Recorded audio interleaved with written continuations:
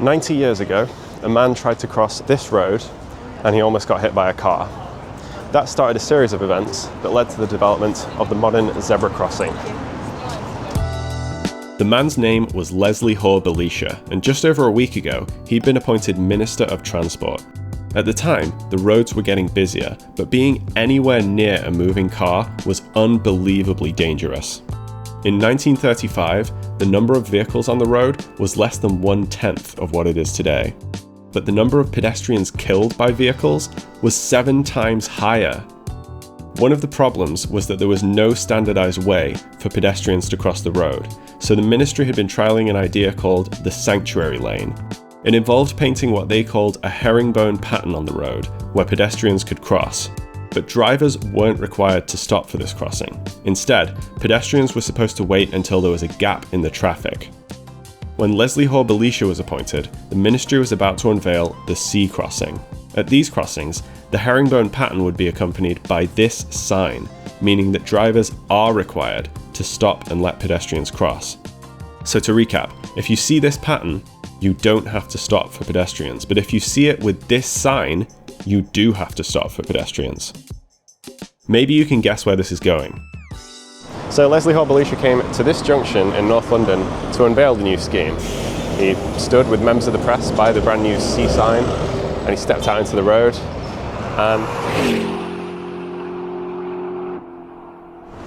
The press reports from the time say that he cracked a joke and kept on going, but I don't think it's a coincidence that about 3 months later, C crossings were abandoned, and Leslie Hoare Belisha gave his name to their replacement. The Belisha Beacon. Today they're a common sight, not just in Britain, but in other countries as well.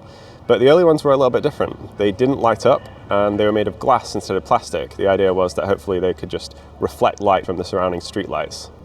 And originally this was the whole crossing. The herringbone pattern was scrapped, apparently due to cost concerns, and instead all you got was a line of metal studs to mark out the crossing. All you have to do is to walk between the studs and you won't get knocked down. This design stuck around for about 15 years. Hoare Belisha ended up moving to the War Office. Unfortunately, in the 1940s, there were much higher priorities than road traffic accidents. Although, in 1940, Britain did have its highest ever level of road deaths due to blackout rules. In 1949, an experiment called Pedestrian Crossing Week was held. 1,000 of these crossings were painted with white striped lines, which many people compared to a zebra.